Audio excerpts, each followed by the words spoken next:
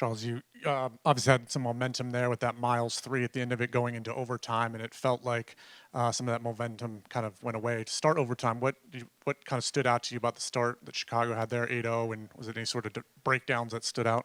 Yeah, I think the guys did a heck of a job of just battling and competing all game. I thought, we talked about challenging ourselves to start the game a lot better. In that first quarter, you have a 15-point defensive quarter and build yourself a nice little lead.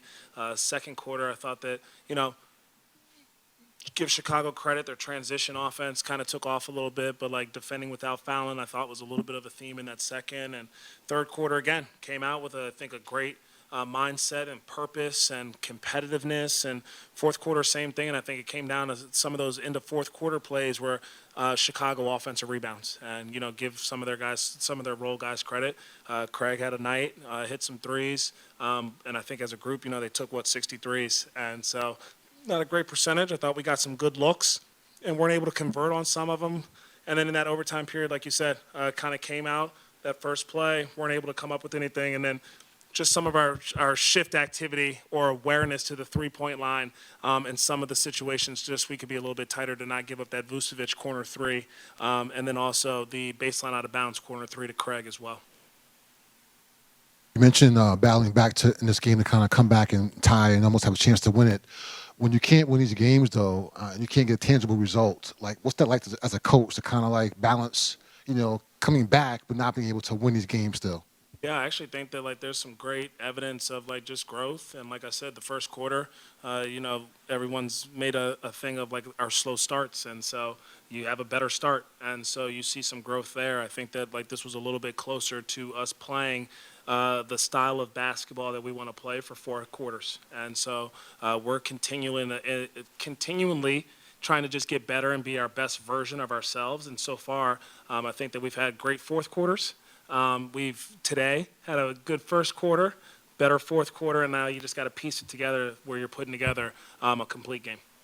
And what about Seth Curry, the boost he gave you guys, 12 points to start the game and 17 tonight? What about what he did to help you guys be in the game all night? Yeah, he definitely helps us. I think offensively, he's as soon as he's on the court, he gives you more gravity. Guys want to stay home a little bit more, so it opens up driving lanes, I think, for a lot of our guys. And then offensively, too, just having the ability to run some off-ball actions for him to kind of get a catch and then come back and rescreen and pick and roll. And he finds a way to still, get a mid-range two off. Sometimes I'm sitting there like, wow. How's he still do it? But he has just a knack for scoring, which really helps us. And then I think defensively, he's pretty heady, understands positioning and where he should be, and understands other team sets and his communication with our team. I think he's had some intentional conversations with guys throughout the game too. So kind of feeling his impact in a lot of ways. Staying on Seth, had a great offensive first half. Like you said, the kind of very short version of he lost it a little bit in the inbound, allowed for Torrey Craig to have that three. Even though you guys aren't able to pull those out, how much do you stress to the team that those small plays, those 3 seconds, 2 seconds not being aware can still impact the games? Yeah, we cover that a lot. We'll continue to kind of preach it and learn from it and show film and continue to talk about how small the margins are. We're in a lot of these close games and they come down to anywhere between 1 and 3 possessions or something, and we can tighten up a lot of these mistakes, but I think it's at a certain point the mistakes have to be corrected, and we're just not seeing that, I think, for a full game yet. On the Miles game tying three at the end of regulation, it's kind of a common action you guys run at the end of games, kind of like a little back shoulder. You're talking about actions again. Kind of like a little back shoulder toss across court. What is it about that you guys have found success in, and what is it about that play that you kind of like running in those situations? Yeah. Allowed to say no comment? You can. No, I think that the guys, they execute really well. They understand the physicality that's needed at the end of the game. I just think sometimes, you bring the screens into effect and the guys switch it, they're grabbing you, and so how do you operate in some of our indie games without having to set screens? And staying on that last possession, you guys got 2 shots at the end there. Miles took one, obviously got another chance. What goes into that knowing he hadn't had that hot hand from 3 most of Yeah, the it's night? just a trust and a belief in him, trust and belief in the whole group. It's stuff that we work on. So I feel like they're prepared to execute it, which they did today. And, we talk about if they do something and they maintain, it's going to look like this. And if they read it, it's going to look like this. And to see them go to the court and Miles is talking it through about, hey, be ready for them to switch it. This look's going to be kind of open, and he's making eye contact and talking to us. I think that's really cool, and it just shows the trust, the belief, I think, in all 5 guys on the court and the whole team. So just excellent end-of-game execution and belief in what we're doing.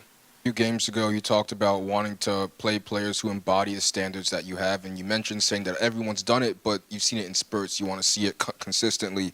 Can you talk about KJ just in that first quarter, coming in, giving you guys a spark, and allowing you guys to punch first is what you said you guys need to do as of late? For sure, and really proud of him, proud of the Swarm. They've been kicking butt, and I think Coach Baker and his staff have done a really good job developing talent and creating an environment of being obsessed with daily improvement and competitiveness and togetherness. And so it's been fun watching the Swarm play and watching KJ play with the Swarm and taking the player development things that we talk about, emphasis for his growth.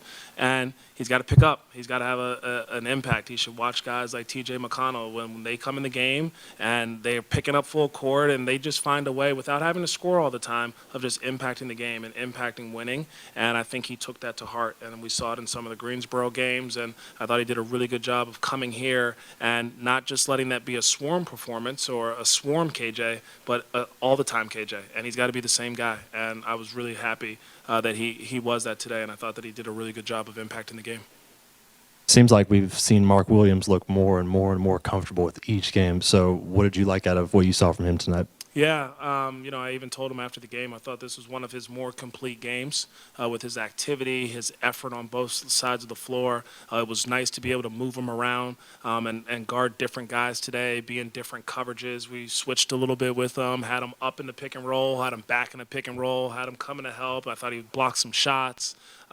So I think he's just starting to kick some of the rust and find a rhythm and a groove and understand that what we expect from him. And then I think offensively, you're just continuing to see the level of trust that our ball handlers have with him. As he's rolling, he makes great decisions for himself and for his teammates and the offensive rebounding impact that he's had. So really proud of him today for, I think, putting together one of his most complete games since he's been back.